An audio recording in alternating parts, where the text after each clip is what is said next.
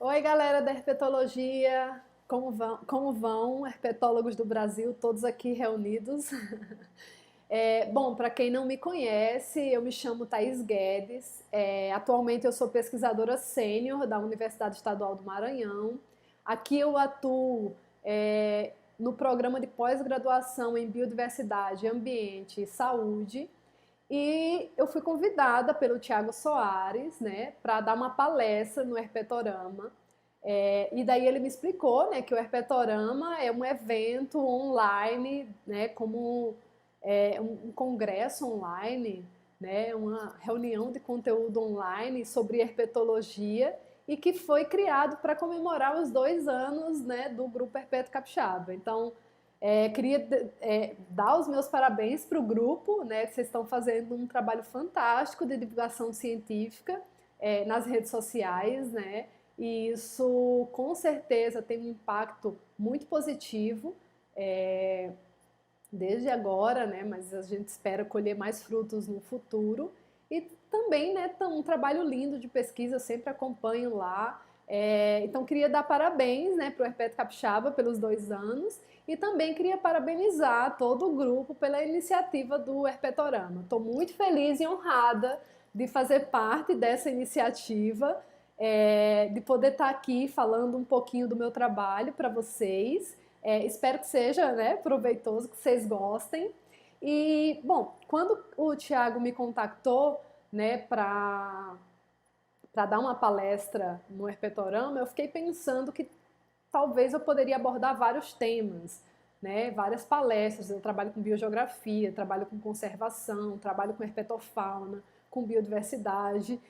E aí eu fiquei na dúvida e pensei mais um pouco, falei, já sei. Eu vou dar uma palestra que eu já dei ao longo de 1 ano em vários estados do Brasil e que as pessoas sempre me pedem. Então, eu vou falar, né, de um trabalho que eu desenvolvi no meu doutorado sobre serpentes da Caatinga. É um trabalho que resultou nesse livrinho aqui, né, mas eu vou contar toda a história, né, até chegar nesse livrinho para vocês. É uma palestra que eu já dei no Rio Grande do Norte, na Paraíba, em Pernambuco, no Maranhão, na Bahia, em São Paulo. E que toda vez que eu dou essa palestra, as pessoas, por que não veio na minha cidade ou na minha universidade? Enfim, então acho que agora é um momento de tornar essa palestra pública, né? E espero que vocês gostem. Eu vou agora dar uma sumida aqui na tela, vou deixar vocês com a minha voz e com a palestra e a gente volta no final, tá bom? E eu também vou estar online respondendo dúvidas e questionamentos de vocês após essa apresentação. Bom, então a minha palestra, né, tem como título Diversidade e Conservação das Serpentes da Caatinga. Para quem não conhece a Caatinga, nunca ouviu falar, eu vou contar para vocês um pouquinho o que é a Caatinga, quais são as suas características climáticas e vegetacionais e também mostrar onde a Caatinga está localizada no mapa. A Caatinga é um bioma exclusivamente brasileiro, o único bioma exclusivamente brasileiro. Ela ocupa uma área bastante extensa do território nacional, que vai de 850 mil a 1 milhão de quilômetros quadrados, sendo predominantemente a região, sua ocorrência na região nordeste do país. Como vocês podem ver, ela ocorre desde o Maranhão até o norte de Minas Gerais. É uma área que, apesar do seu tamanho, né, da sua relevância, ela é uma área pouco estudada, é uma das regiões menos estudadas de toda a América Latina, é o terceiro bioma mais degradado do país e também um dos mais negligenciados com relação à conservação da sua biodiversidade. Mais da metade da Caatinga já é considerada degradada e menos de 2% da sua área é protegida por unidades de conservação. Bom, algumas características climáticas são bem relevantes, né? Se ressaltam quando a gente fala de Caatinga. Né? Então, algumas delas são, por exemplo, as temperaturas elevadas. Tanto as temperaturas máxima e mínima, como a temperatura média anual. Então, nesse primeiro mapa, acima à esquerda, vocês podem ver a distribuição, né, da temperatura média anual ao longo do bioma Caatinga. Então, vocês estão vendo um borrão vermelho, né, mostrando que essa temperatura ela é bastante elevada na Caatinga como um todo. E isso se deve, né, também ao fato da Caatinga ter uma baixa formação de nuvens, ou seja, uma baixa nebulosidade, uma elevada radiação solar e também uma baixa umidade relativa do ar.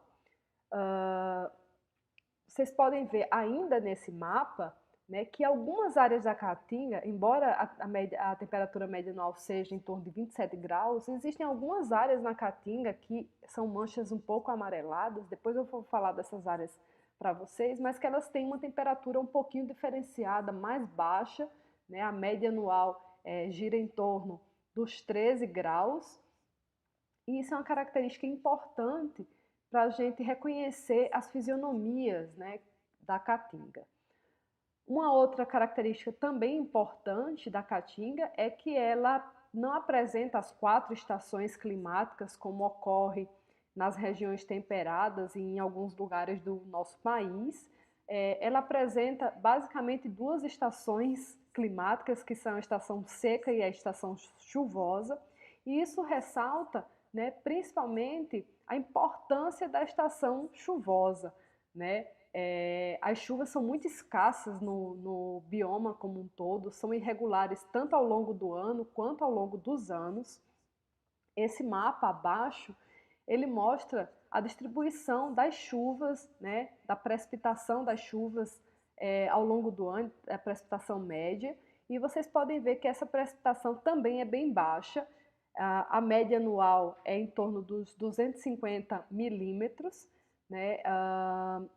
Sendo que na região norte da Caatinga, essa precipitação é ainda mais baixa.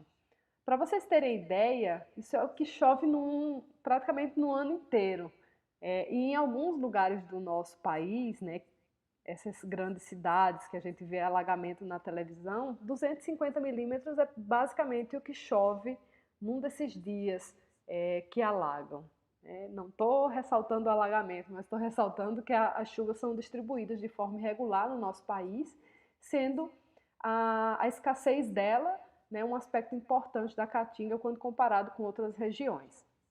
Tá? A região que menos chove na Caatinga é o município de Cabaceiras, que fica no estado da Paraíba, e é uma região importante, né, aqui para Caatinga. Ela é conhecida como a Hollywood nordestina, onde foi gravado o filme O Alto da Compadecida. Então, se vocês assistirem esse filme, vocês vão ver muita paisagem de Caatinga, né, gravada em Cabaceiras, que é onde chove menos.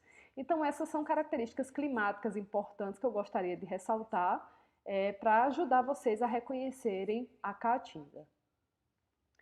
Bom, a Caatinga ela não tem uma fitofisionomia, uma fisionomia vegetacional uniforme ao longo do bioma inteiro. Eu acho que isso não acontece com nenhum bioma, né? Ele não é uma coisa homogênea. Ele é cheio de nuances, de heterogeneidades. As plantas são distribuídas não de forma homogênea, regular. Elas têm lá os seus padrões e a fauna também. Então, aqui olhando um pouquinho a fisionomia, né? Primeiro vamos começar por esse mapa, abaixo à esquerda, onde eu mostro algumas regiões que eu vou falar da Caatinga, e vocês podem ver em cinza claro, né, uma região predominante que é chamada de Caatinga semiárida. É essa Caatinga que passa bastante na televisão, né? Uma Caatinga de seca, de troncos retorcidos, né? De árvores que parecem estar mortas porque perderam suas folhas,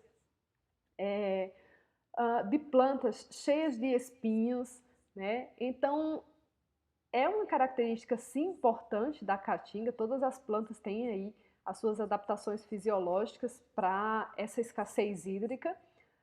E a Caatinga, na época seca, tem uma feição bastante acinzentada, né, esbranquiçada, como vocês podem ver nessa imagem, nessa primeira imagem em cima à esquerda, uma vegetação bastante ressecada, né? Isso é a caatinga na época seca, e o nome caatinga se refere justamente à feição, né, da caatinga na época que não está chovendo, e significa mata branca. Em compensação, a caatinga ela não é feia, ela é resiliente, ela mostra que ela pode renascer. Então, quando vem as chuvas, a caatinga fica toda verde, como vocês podem ver na foto ao lado dessa, feita praticamente na mesma região. A caatinga na época seca tem uma fisionomia e na época chuvosa, né, parece que ela renasce. Também é característica da caatinga semiárida os solos bastante pedregosos, solos vermelhos, solos amarelados e também um solo bastante pegajoso na época chuvosa, que é chamado de massapê, e que gruda os pés, né, inclusive, e que na época seca ele fica bastante endurecido. Uma outra característica também da caatinga semiárida, né, são essas áreas imensas de pedras que são chamadas de lajedos. Elas podem ser menores, né, a gente chama de lajedo, ou elas podem ser umas montanhas que a gente chama de Inselbergs. Tá? Então, os lajedos, a gente consegue observar ao longo de toda a caatinga, praticamente, e com vegetação sempre ao redor, em algumas manchas de areia, nesses lajedos. E também, se vocês olharem ao fundo, nessa foto embaixo, à direita, vocês podem ver pedras bastante grandes, né, que chegam até 1 metro de altura, que são conhecidas como matacão. Então, são características também relevantes da caatinga semiárida. Uma outra fisionomia importante são as dunas quaternárias do Rio São Francisco. Como vocês podem ver no mapa, ela ocorre nessa mancha amarela ao longo do Rio São Francisco, nas margens direita e esquerda. Na margem esquerda, ela forma campo de dunas, né, com dunas de até 100 metros de altura, com um pouco de vegetação de caatinga, que acaba ajudando a fixar parte dessas dunas, mas elas são moldadas pelo vento. E na margem direita, é possível ver ainda o solo bastante arenoso, mas com a vegetação mais típica da caatinga, arbustiva. Então, essas são características das dunas quaternárias, e o clima nessa região é bastante semelhante ao clima da caatinga semiárida. Uma outra feição importante, que eu acho que se eu mostrasse essas imagens ninguém falaria que é caatinga, são os brejos nordestinos. Os brejos nordestinos são essas áreas, ainda olhando o mapa, essas áreas verdes, né? Então elas estão distribuídas desde a Bahia até o Ceará, em vários estados. São áreas que o Wabi Saber chamou de paisagens de exceção. Então, eu não poderia aqui definir que são áreas florestadas, ou que são áreas secas, ou que são áreas de cerrado. Cada brejo desse apresenta características distintas e até uma fauna distinta também. Então, só fazendo um resumo, né, essa imagem em cima, que mostra um campo de mata, né, uma área bastante florestada, foi feita no Ceará, né, mostrando os brejos do Ceará com essa área de floresta, né, e abaixo, ainda no Ceará, né, uma outra área na mesma cidade, em Tianguá, mostrando essas rochas, né, enfim, que é bastante semelhante aos campos rupestres do Cerrado, e inclusive tem uma planta aí que ocorre também no Cerrado, que é a canela de ema. Então, os brejos nordestinos, eles podem ter traços de caatinga, de altitude, mata seca, né, como a gente chama de altitude, áreas florestadas e também manchas de cerrado.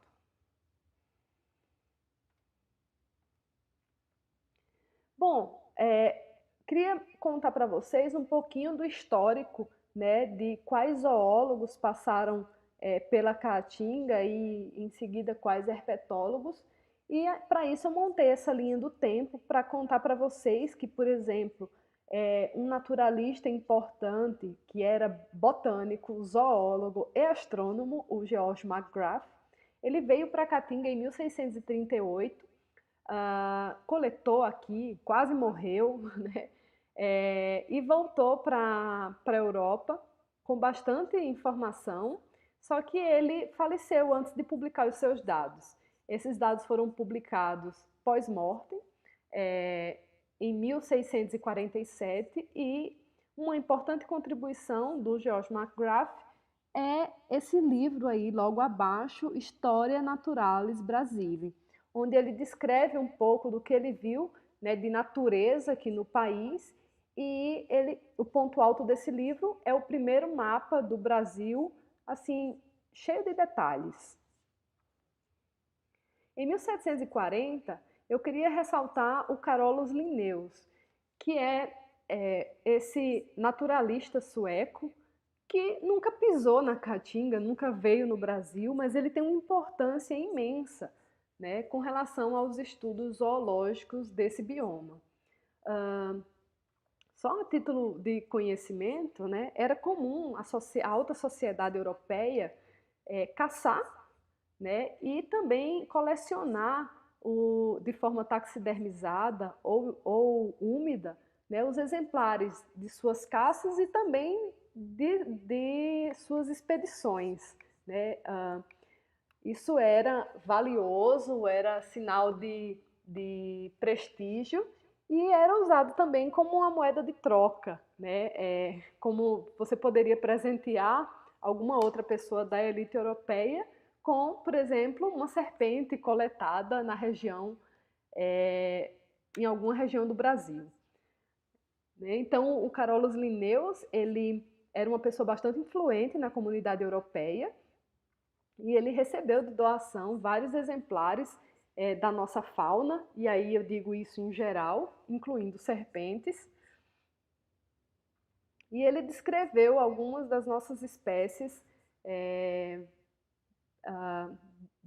tanto da Caatinga quanto de outros biomas, né? Então, aí embaixo, né, essa foto, eu pude analisar a coleção pessoal do Linneu, que está tombada em Uppsala, na Suécia, e nesse vidro aí é o holótipo da jiboia, que foi descrita, se eu não me engano, em 1756, por aí, né? Ainda bastante preservada e que foi descrita pelo Linneu, Boa Constrictor. Em 1815, o príncipe Vidnoivide também veio para o Brasil com a intenção de explorar a região sudeste do país. Não tinha planos de passar pela Caatinga. Ele era um naturalista, apesar de ser da realeza, né, ele era um naturalista alemão, bastante interessado, né, na fauna e na flora. E veio para explorar a região sudeste e, por conta de um conflito com uma tribo indígena, que é a tribo dos Botocudos, ele teve que alterar a sua rota e acabou passando pela Caatinga. Os dados da viagem, né, estão publicados nesse livro, Viagem ao Brasil, e os dados coletados pelo Maximilian Vidnoivide estão tombados no Linden Museum em Stuttgart. Óbvio, a gente reconhece a importância, né, desse naturalista para o conhecimento da nossa fauna, tanto de serpentes quanto de lagartos, porque várias espécies homenageiam esse naturalista. Por exemplo, a Bothrops noivide, a Sibinomorphos noivide, o Micrablepharos maximiliani, né, enfim. Ainda seguindo na linha do tempo, eu queria falar para vocês, né, dessa expedição que reuniu o Spix, o Marcius e o Natter. O Spix e Marcius eram naturalistas da Alemanha e o Natter era um naturalista austríaco. Eles vieram para o Brasil e cruzaram, né, a Caatinga, quase morrendo algumas vezes. Vieram em 1817. O Spix e o Marcius coletaram bastantes exemplares, bastante informações, de uma forma muito minuciosa, e como vocês podem ver, né, faziam até desenhos de alguns exemplares, como essa serpente desenhada logo abaixo. E eles levaram esse material para Munique, está tombado na coleção de História Natural de Munique, e eles publicaram esses trabalhos em 3 volumes. Né? O Spix faleceu na metade do 2º volume e o Marcius continuou seu trabalho. Já o Natter, ele não voltou para a Europa junto com Spix e Marcius. Ele ficou no Brasil por 18 anos, só retornou à Europa em 1835 e levando com ele mais de 60 mil exemplares que ele coletou aqui no Brasil e também na Caatinga.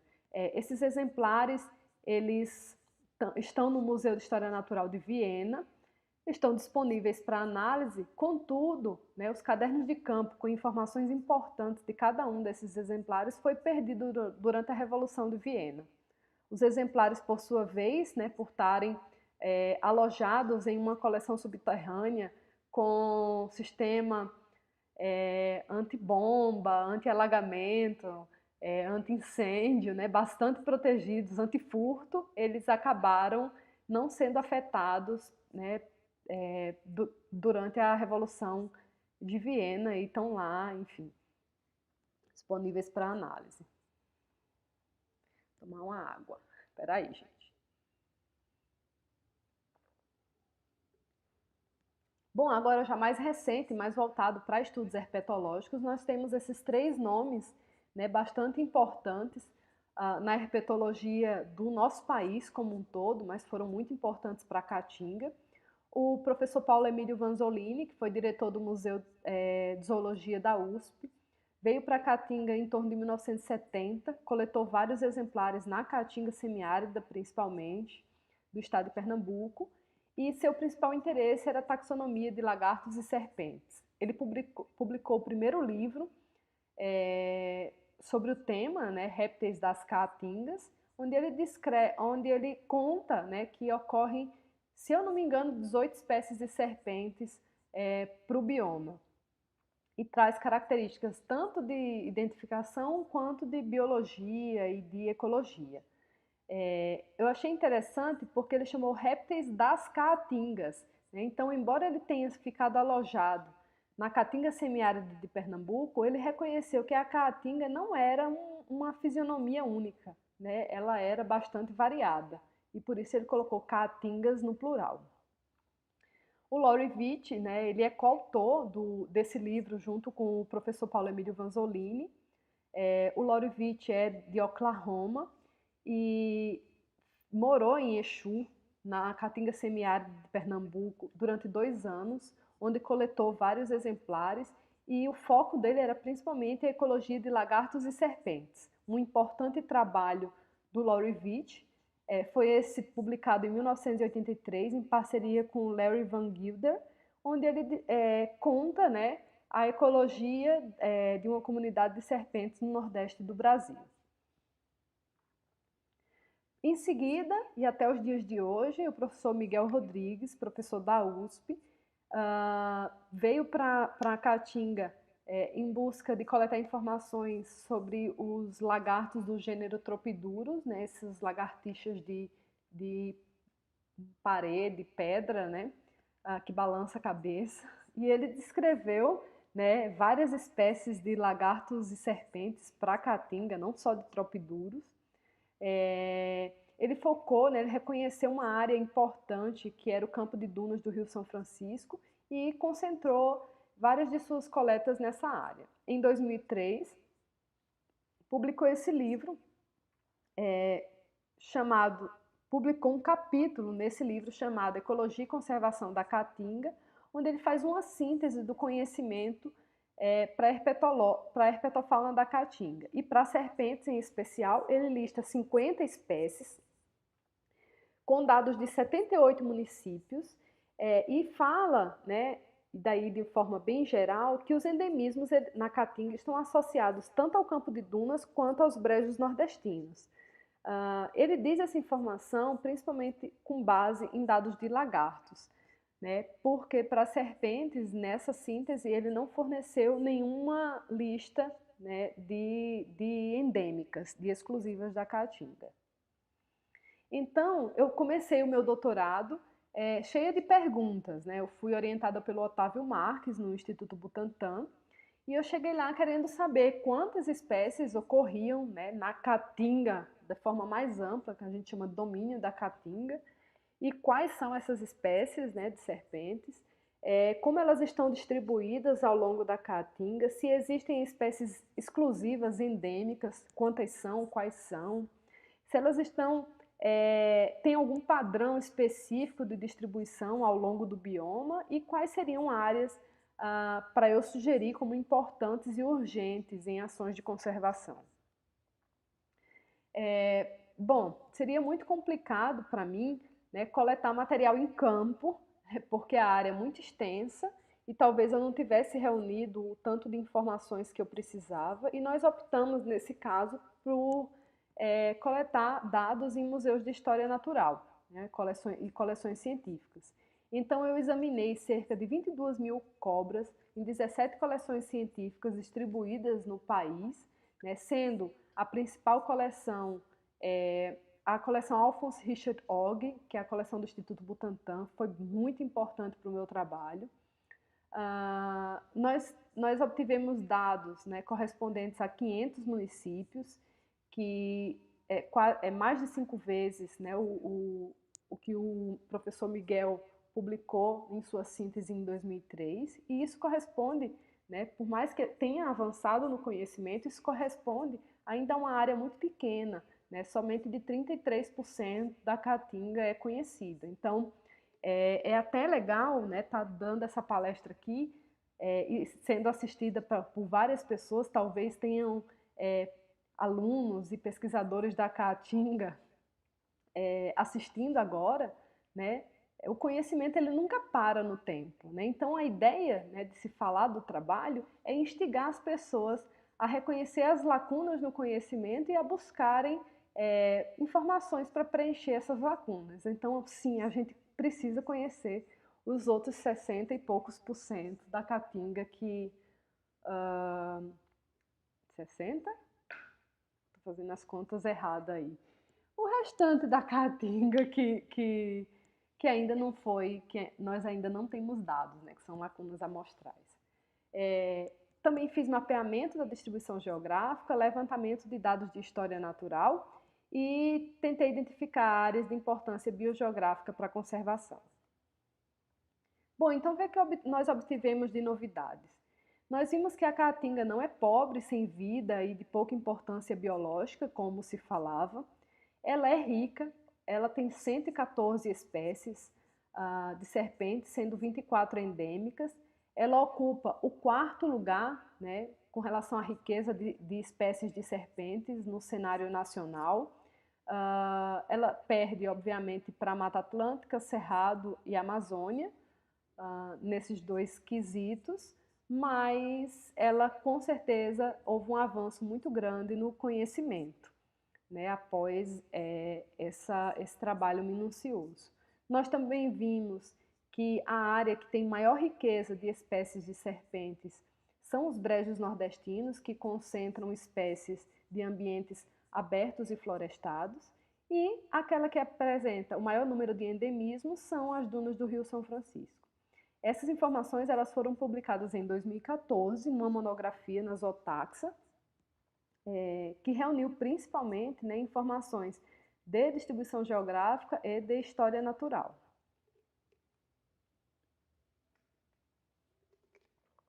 Bom, também reunimos, né, nesse mesmo trabalho da Zootaxa, informações, como eu disse, de história natural, relacionadas, por exemplo, ao uso do substrato. Existiam alguns autores que falavam que, por a caatinga não ser um ambiente florestado, ela não tinha uma grande quantidade de espécies arborícolas. E pelo solo da caatinga ser bastante rígido, né, em algumas regiões, ela também não tinha um grande número de espécies fossoriais ou criptozoicas, né? Para quem não sabe, fossorial são espécies que vivem em galerias subterrâneas no solo, né, que cavam essas galerias, e criptozoicas, elas usam esses túneis pré-existentes ou se escondem na vegetação serrapilheira, no folhiço no chão. Tá? Então, esses autores falavam isso. Então, após esse exame minucioso, né, do que é que ocorre na caatinga, nós vimos que o cenário mudou.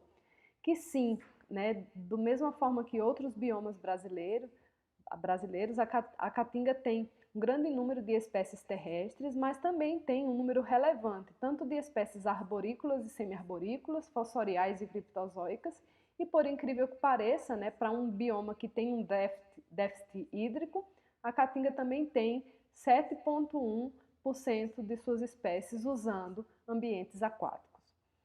Todas essas informações são informações científicas que nós coletamos no meu doutorado, né, e que nós transformamos nesse livrinho que eu falei para vocês, deixamos essas informações de maneira mais acessível. Então, nós transformamos essas informações em ícones, que são essas figurinhas que eu mostro aqui embaixo, uma cobrinha no chão, mostrando que é terrestre, na árvore, mostrando que é arborícola, né, num buraquinho no solo, mostrando que é criptozoica, ou na água, mostrando que é aquática.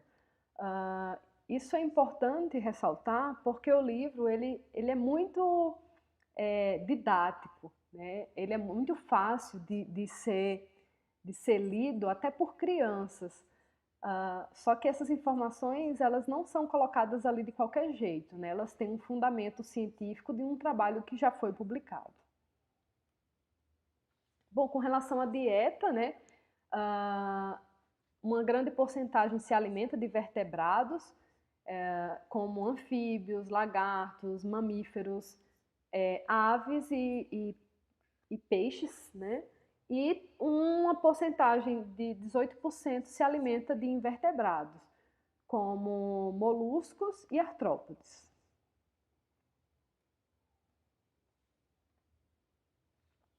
No livro, nós também falamos um pouquinho com relação ao tamanho, né? Então, tamanho e peso.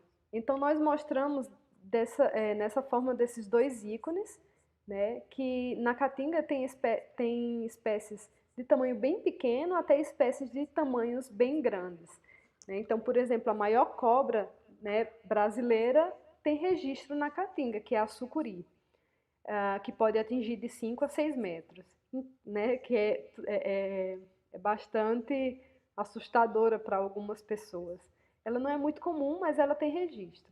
E, né, tem também essa cobra do lado esquerdo, que é a cobra de chumbinho, que quem olha nem acha que é uma cobra, é Pictia borapeliotes, que não ultrapassa sequer 20 centímetros e cabe na palma de uma mão.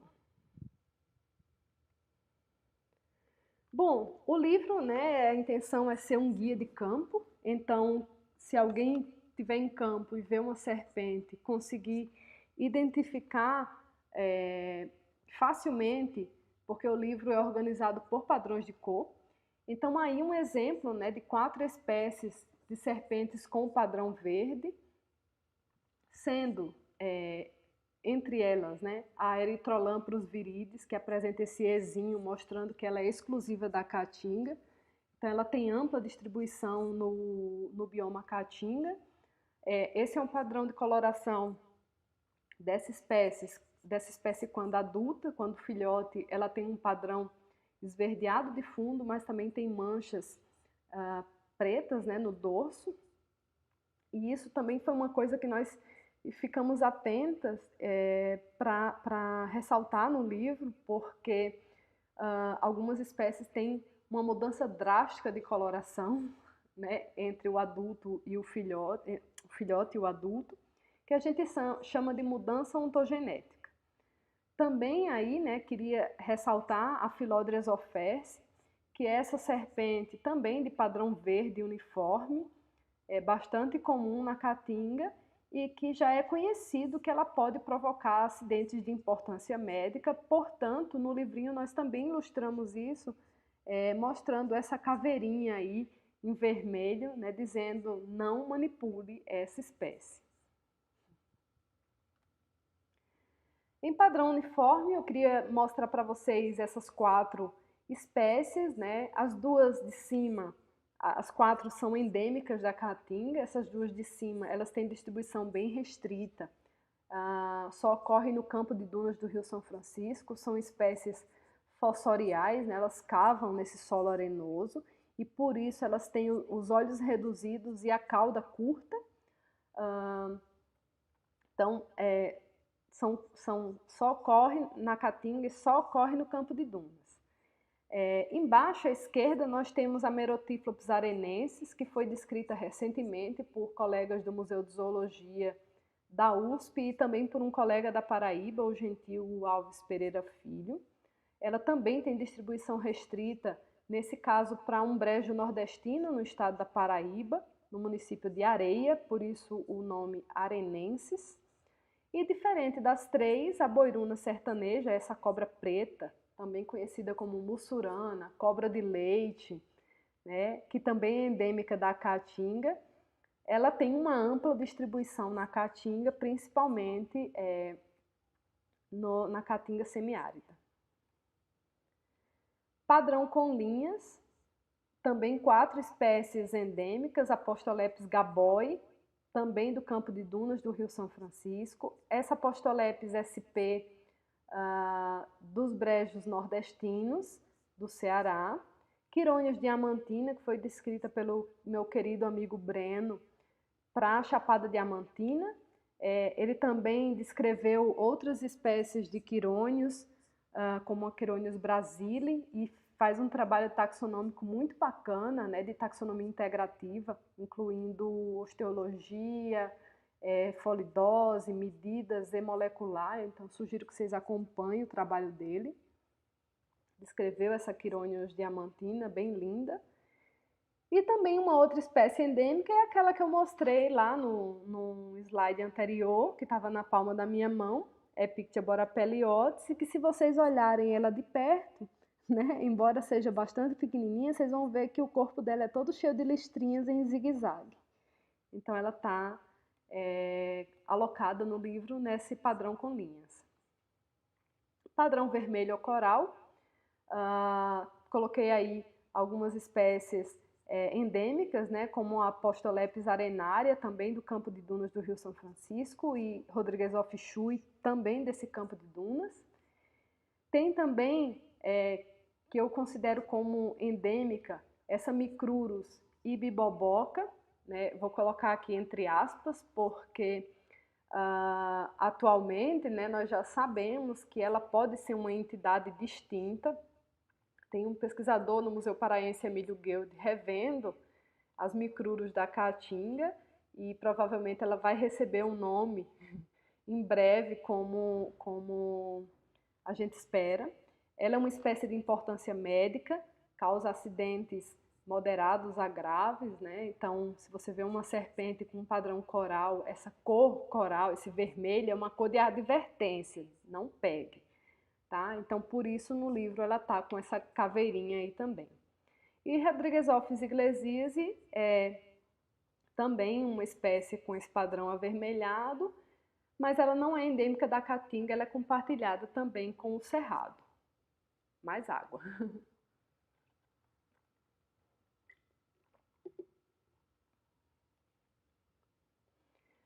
Bom, padrão manchado é o último padrão, né, também conhecido como padrão variegado, para quem passa chave taxonômica. Tá aí algumas espécies endêmicas, como a Tractus rhoni, dos brejos nordestinos do Ceará, a Bótropis erythromelas, que é também endêmica da Caatinga. Essa é a nossa jararaca da seca, inclusive, no meu ponto de vista, ela é a cobra mais linda da Caatinga e que nós escolhemos para fazer parte da capa do livro. Ela apresenta, ao longo do seu padrão dorsal, algumas manchas de coloração avermelhada e por isso ela recebe o nome de eritro, que significa vermelho, né? Erythromelas. Na Caatinga, ela é a principal causadora de acidentes ofídicos, seguindo um padrão já conhecido para o país inteiro, né? Do gênero Bótrope ser causador de 95% dos acidentes. A cascavel, Crotalus duriçus, também uma espécie de importância médica. Essa aí está distribuída também em outras áreas abertas do país. Taminodynastiis fênix, que foi descrita por colegas do Instituto Butantan e do Museu de Zoologia da USP. Ela foi descrita uma semana, saiu, né, oficialmente descrita uma semana antes da gente enviar o livrinho para impressão, então corri lá para mudar algumas informações, porque ela já estava no livro, mas estava como SP, e ela foi descrita como Taminodynastiis fênix, né, em homenagem à coleção Alphonse Richard Ogg, que eu já mostrei para vocês, que era a maior coleção de cobras, né, do país, e para quem não sabe, essa coleção ela sofreu um incêndio em 2010 e nós perdemos praticamente tudo dessa coleção, então esses pesquisadores resolveram homenagear essa cobra com fênix, né, em alusão à coleção que foi queimada e que espera-se que renasça das cinzas, e está renascendo. Bom, as serpentes da Caatinga, né, toda essa beleza e colorido que eu mostrei para vocês, elas estão, né, essas serpentes estão ameaçadas. Tem várias espécies alocadas já, né, com status de ameaça, né, com categoria de ameaça, segundo a IUCN. Isso saiu no livro vermelho, né, das espécies da fauna brasileira, publicado pelo ICMBio, e essas são algumas espécies endêmicas que eu mostrei para vocês e que estão em categorias de ameaça na Caatinga, principalmente porque elas têm distribuição restrita e estão perdendo muito da área onde elas habitam. Bom, eu e mais esse grupo de pesquisadores experientes, né, avaliamos em 2012 o status de conservação das serpentes brasileiras. Eu participei de 2 oficinas em 2012 para as serpentes do Brasil inteiro e participei também da oficina para elaboração das serpentes, para avaliação das serpentes do estado da Bahia. Então, quando a gente diz que uma espécie de serpente está ameaçada, a gente não simplesmente fala isso baseado em achismo, né? Isso é baseado em dados bastante robustos coletados por esses pesquisadores ao longo de uma vida inteira. Esses dados são mapeados e tudo isso é avaliado de acordo com a literatura recente, sempre atualizando, né, a cada reunião, e é discutido as decisões tomadas para cada espécie numa plenária. Então, todos os dias tem essa discussão para que todos concordem se os critérios da IUCN estão sendo, de fato, seguidos, né? E se aquela espécie ela está, sim, em categoria de ameaça ou se alguém tem alguma informação relevante ainda não publicada que possa discordar daquilo lá. Então, a lista ela é bastante científica. Então, só para mostrar para vocês, né, um exemplo de como esse trabalho é feito, eu escolhi, né, a jararaca da seca. Ela não está em categoria de ameaça, ela tem uma ampla distribuição. Então, o processo da esquerda para a direita os dados são mapeados, né, os pontinhos onde essa espécie ocorre são colocados no mapa. Em seguida, são usados os pontos mais externos para calcular o mínimo polígono convexo e calcular a área de distribuição dessa espécie, que é o que a gente chama de extensão de ocorrência, a sigla é esse EOO. Tá? No caso dessa serpente, ela ocorre em 772.312 km². Em seguida, essa distribuição ela é confrontada com a perda de vegetação natural, né, acumulada, nesse caso aqui foi até 2008, e em seguida com a perda de vegetação natural estimada para os próximos 10 anos. Ainda no segundo mapa, da esquerda para a direita, vocês vão ver umas manchinhas verdes. A gente também observa se essa espécie, por acaso, está presente em unidades de conservação.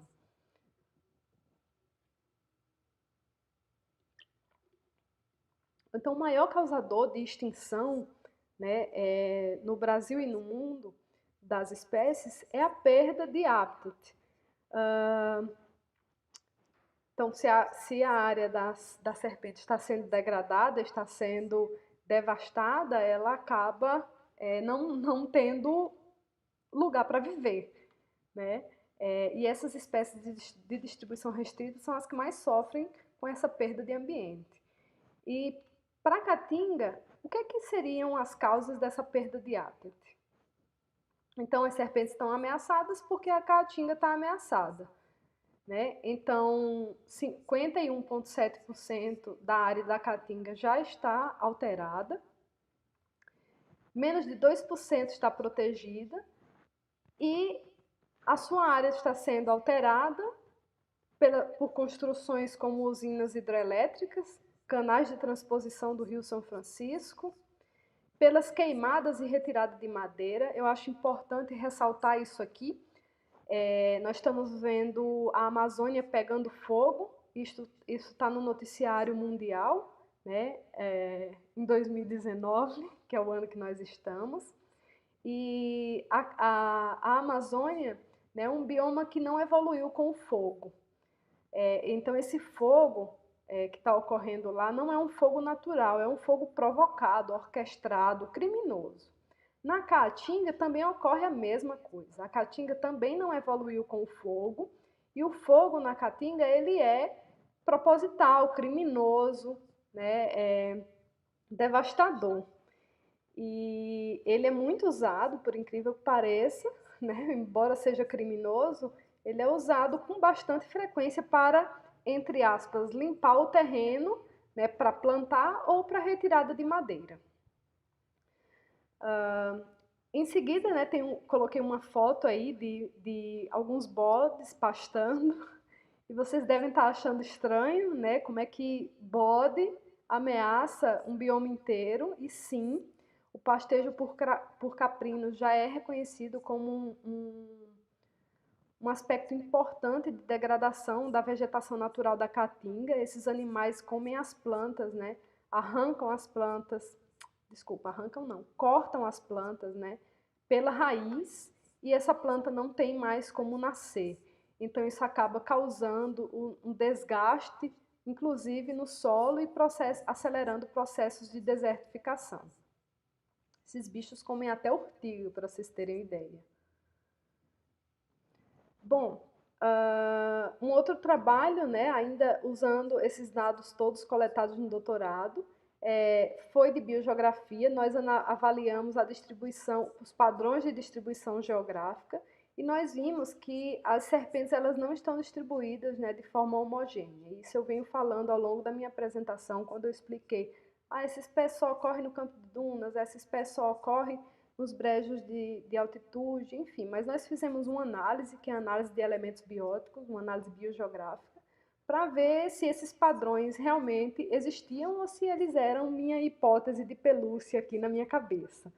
E sim, nós reconhecemos esses padrões.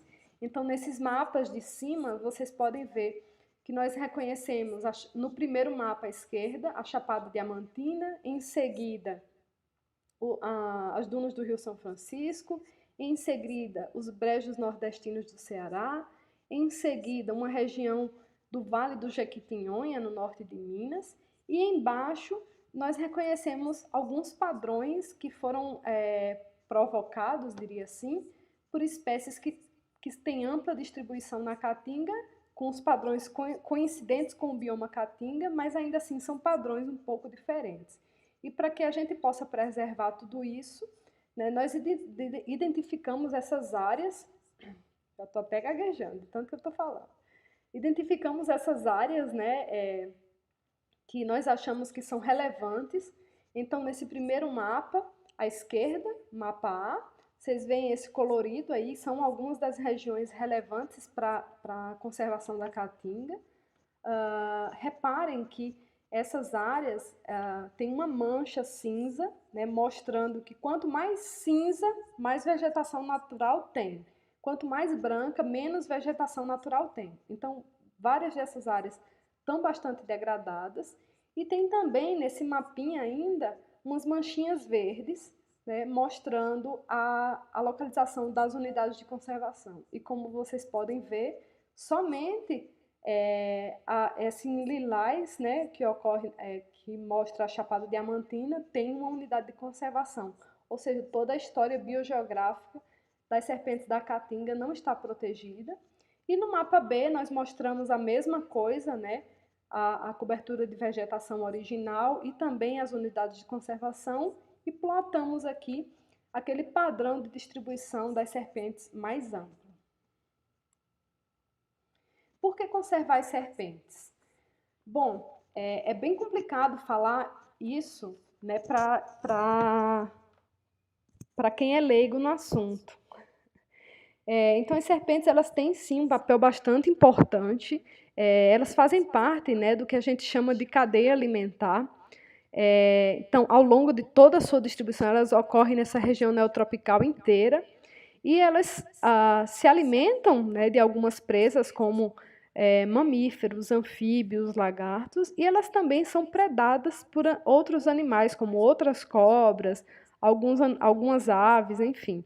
Então, elas fazem parte dessa rede, que não é tão simples como eu demonstro aqui, ela é bastante complexa, e que nós não sabemos, né, que desbalanço pode ocorrer caso as serpentes comecem a desaparecer do mapa. Provavelmente, assim, eu imagino algumas coisas como a proliferação de roedores, né, que são pragas e transmissores de doenças, mas tem algumas outras predições que a gente não consegue nem imaginar direito. Elas são importantes, atuam como dispersoras secundárias de sementes, por se alimentar de aves e roedores que comem frutas e sementes. Tá? Elas são engenheiros dos ecossistemas e também atuam, né, como controladoras de pragas transmissoras de doenças, como os mamíferos que eu mostrei, os pequenos mamíferos, os roedores. Bom, é mais fácil, né, falar para conservar serpentes, mostrando que ela tem um papel importante, né, de retorno para o ser humano. Então, as biotoxinas das serpentes, elas também salvam vidas, né? Por isso que a serpente, ela é o símbolo tanto do curso de farmácia quanto do curso de medicina.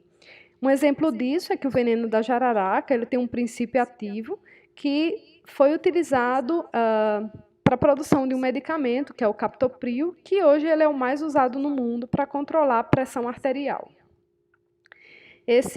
Ainda do veneno da jararaca, um outro princípio ativo foi usado como base para confecção do que a gente chama de adesivo e cola cirúrgica, que são usados para diminuir os queloides em cirurgia de cesárea, também são usados em cirurgias cardíacas, cirurgias reparadoras e plásticas, e em cirurgias da medicina humana e da medicina veterinária. Passando agora para Cascavel, né, esses pesquisadores aí, esse conjunto de pesquisadores liderado pela Elisângela Bressan, utilizou o veneno da cascavel para tentar ver se ela tinha uma ação antitumoral e descobriu sim que existe uma substância no veneno da cascavel que pode ser considerada antitumoral e que, além disso, ela apresenta um outro princípio ativo que eles chamam de EPK, Endogenous Painkiller, que é um analgésico bastante forte e que pode ser, inclusive, utilizado por pacientes em estado terminal. Isso ainda está sendo investigado, não está disponível ainda para utilização. Ainda do veneno da cascavel, né, enquanto estavam analisando a diminuição de tumores, né, em camundongos, eles também perceberam que a crotamina ela diminui o tecido adiposo, né? Então, quem sabe no futuro não possa ser usado como um medicamento para a obesidade, que é um problema de saúde pública no Brasil e no mundo inteiro. E isso, eu estou falando de duas espécies que comem praticamente os mesmos itens alimentares, que são os roedores. O que esperar de outras de princípios ativos importantes que podem salvar as nossas vidas, né, advindos de serpentes, por exemplo, que comem outras serpentes, como a mussurana, ou que comem aranhas, como a Phyllodes agassiz. Isso ainda não foi investigado. Bom, quem quiser saber mais, né, eu vou fazer um momento jabá, né? Adquiram o livrinho Serpentes da Caatinga, que foi produzido que eu produzi junto com o Otávio Marques, o André Terovic e o Ivan Sazima. É esse livrinho aí, com essa Botrops erythromelas linda na capa. Esse livro e esse trabalho tiveram um apoio financeiro da FAPESP, da editora Ponto A, tem várias instituições parceiras, e tirem print aí dessa tela, né, para que vocês tenham as redes de contato, as minhas redes de contato. Muito obrigada pela atenção de todo mundo, e eu acho que é isso que eu tenho para mostrar para vocês. Um tempo curto, eu acho que até já passei do tempo aqui para falar tudo que eu tenho para falar. As minhas áreas de atuação vão além, né, da Caatinga, hoje abrange toda a região neotropical, com biogeografia, conservação, com cobras, com anfíbios, desde girino, desde morfologia molecular, enfim, morfologia interna. Momento Jabá número 2, a partir agora do mês de outubro, o programa de pós-graduação que eu atuo está abrindo vaga para mestrado. Então, como eu sei que tem muitos estudantes de biologia, eu estou aberta para conversar com vocês, aqueles que tiverem muito interesse em trabalhar com herpetofauna no geral, aqui no Maranhão, entrem em contato. Obviamente tem que passar pelo processo de seleção, né? Mas eu estou aberta para orientá-los, quem tiver interesse.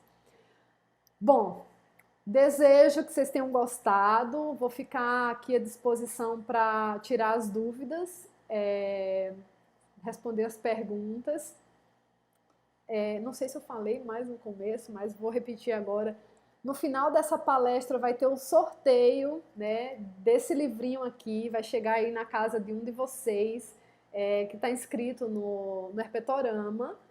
E é isso, espero que vocês estejam curtindo o Herpetorama, tem mais palestras para frente, acompanhem tudo, aprendam muito. Um beijo para todos vocês, galera do Herpetorama, Herpeto Capixaba, ó, show de bola, e desejo muito sucesso. Um abraço.